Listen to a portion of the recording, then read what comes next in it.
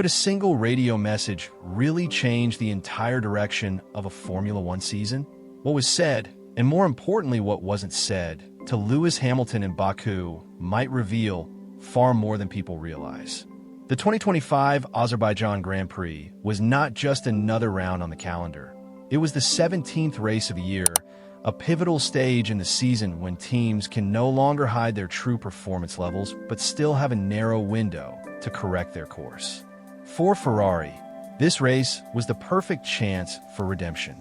For Hamilton, it was a true trial by fire at the beginning of his ambitious journey, dressed in red. The weekend had begun with promise.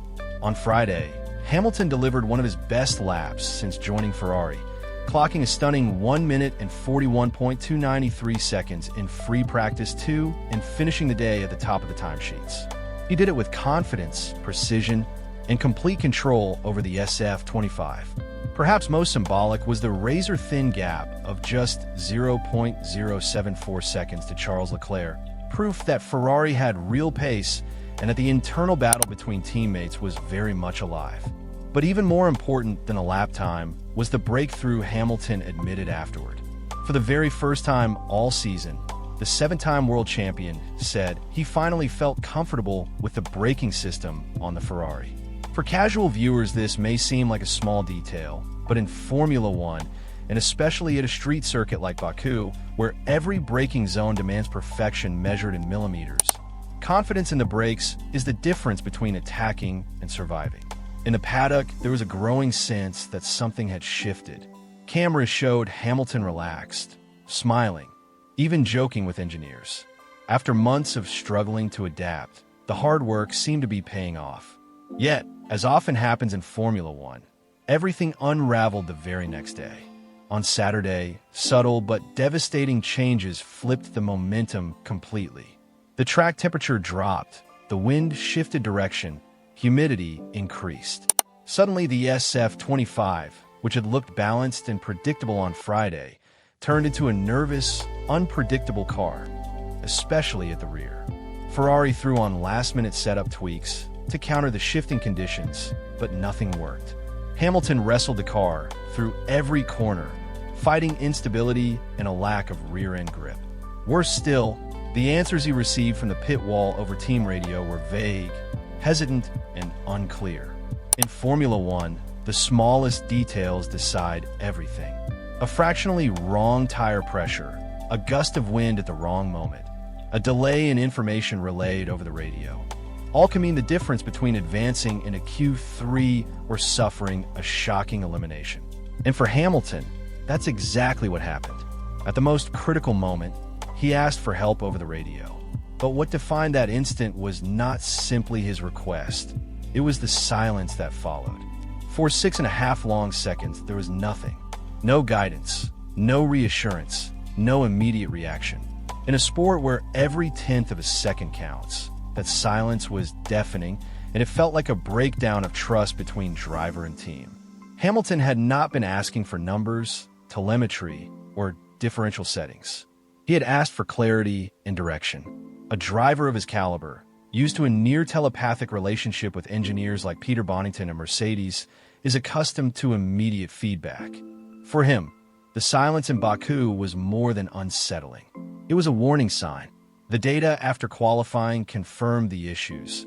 The Ferrari had lost rear downforce through medium and high-speed corners, leaving Hamilton exposed on a track that punishes instability like few others.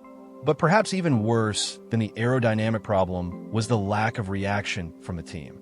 His race engineer Riccardo Adami is experienced and respected, but he has not yet built the seamless connection that Hamilton enjoyed for years at Mercedes.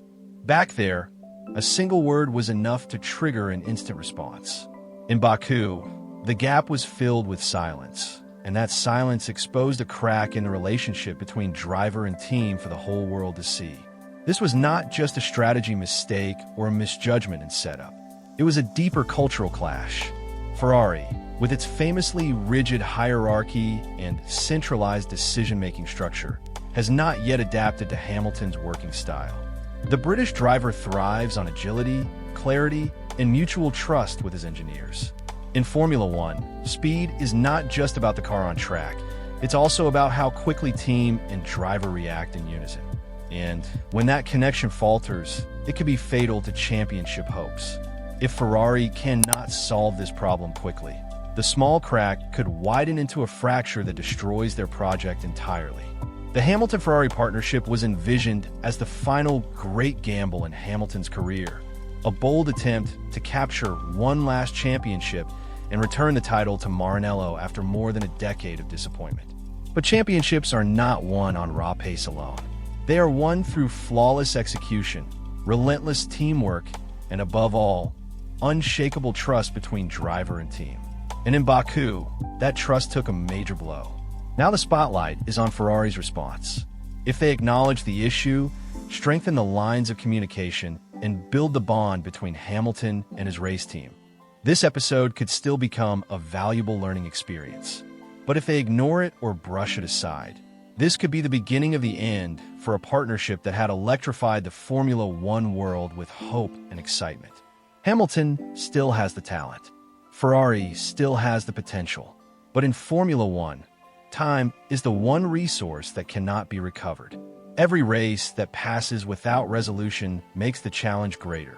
The next rounds will decide whether Baku becomes remembered as a turning point that sharpened Ferrari's focus, or the opening chapter of an irreversible decline.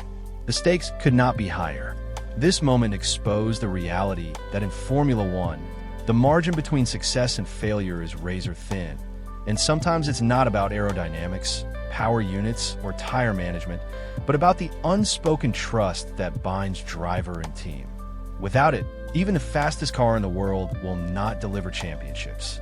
For Lewis Hamilton, who left Mercedes with the dream of writing a final chapter in Ferrari red, the silence in Baku may echo far longer than those 6.5 seconds. It may shape the story of his entire Ferrari journey. Fans will now look to Suzuka, Austin, and beyond, waiting to see if Ferrari can heal the wounds quickly or if we are already witnessing the slow unraveling of one of the most talked about partnerships in modern Formula One history. What comes next is not just about lap times or race pace. It is about whether Ferrari can adapt its culture, whether Hamilton can adapt his methods, and whether both sides can meet in the middle before it's too late. Because in this sport, history is merciless, and it remembers not just who was fast, but who was flawless when it mattered most. The silence of Baku may yet prove to be the loudest sound of the 2025 season.